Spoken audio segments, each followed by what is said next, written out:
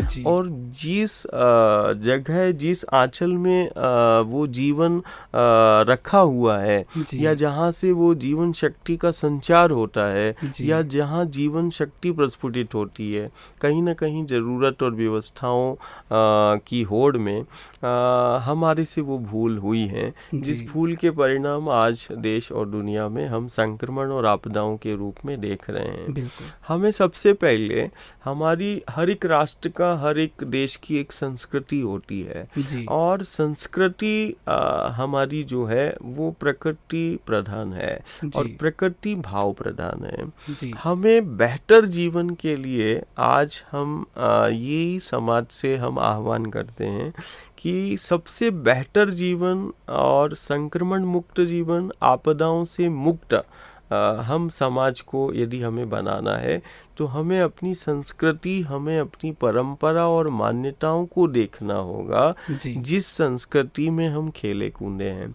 जी। वो संस्कृति हमें इन पेड़ पहाड़ों की, इन नदियों की निकटता में लाएगा, जी। और बेहतर जीवन वो हमें यही नदियों के पथ, यही प्रकृति के समीप हमें वो सूत्र मिलेंगे।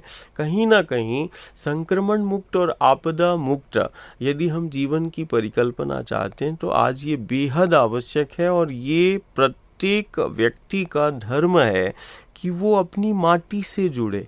जी। जो माटी से जुड़ा है जी। वही जीवन को जान सकता है। जो अपनी नदियों से जुड़ा है, आज हम बोलें कि विंध्य की पहचान ये विंध्याचल है, जी। और हम यदि इस विंध्याचल, इन पर्वतमालाओं से जुड़े हैं, जी। तो हम अपने जीवन को जान सकते हैं। जी। यदि जीवन की आवश्यकता या ज़रूरत के आधार पर हम इनके साथ यदि हम छेड़खानी करेंगे, तो कहीं ना कहीं हमारा समाज परेशानियों में आएगा।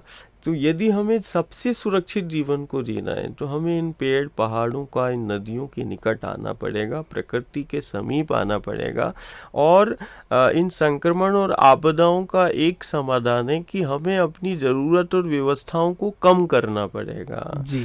हम बहुत अत्यधिक जो है, हम अपने ज़रूरत और व्यवस्थाओं को हमने बढ़ा लिया है, जी। और उन ज़रूरत और व्यवस्थाओं के कारण, संग्रह और संचय के कारण, कहीं ना कहीं जाने अनजाने में हमारे उन पर्वतमालाओं को, जंगलों को, उन नदियों को हमने अत्यधिक दोहन करना चालू कर लिया, जो आज हमारे लिए संक्रमण और आपदा का ये सबसे बड़ा कारण है।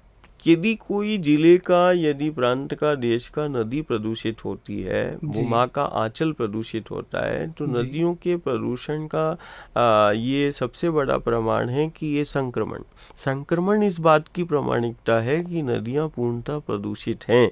और जी। जब जल में प्रदूषण होगा, जब वायु में प्रदूषण होगा, जब माटी का क्षरण होने लगे और माटी में जहर मिलने लगे, तो ये संक्रमण, ये आपदाएं कहीं ना कहीं मूल में यही है कि आज हमारी जीवन शैली के कारण ये कहीं ना कहीं दूषित हो रही हैं नदियाँ, और ये पहाड़ के इनका क्षरण हो रहा है।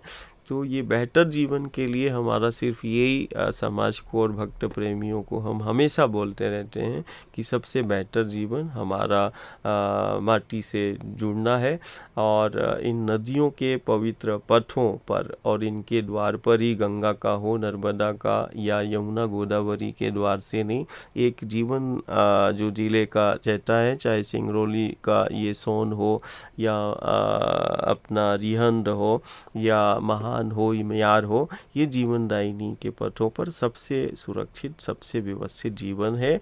और सबसे अच्छा यदि हमें अपने समाज को रखना है और स्वस्थ समाज को रखना है, तो हमें कहीं ना कहीं हमें माटी से जुड़ना होगा, और इस माटी को बचाने के लिए योगदान भी देना पड़ेगा। पानी को हम जितना, जल को स्वच्छ रहेंगे, जितना नदियों का जी। जल स्वच्छ होगा, जी। अविरल होगा, निर्मल होगा, जी। उतना समाज हमारा स्वस्थ होगा और समृद्ध होगा। जी। तो यहाँ पर माटी से जुड़ना और अपने प्रकृति दोनों की चिंता करना, ये हम इंसानों का ही काम है और हम मनुष्यों का ही काम है। और इसी पर कुछ और बातें, चर्चाएं, मगर अभी कुछ और गाने और गानों के उस पार समर दादा गुरु जी के साथ और ढेर सारी चर्चाएं। आप सुनते रहिए रेडियो ऊर्जा FM 89.6 ऊर्जा थानी आपकी वाणी। मैं हूं आपका होस्ट एंड दोस्त RJ आशीष। कार्यक्रम चल रहा है सिंगरौली जंक्शन।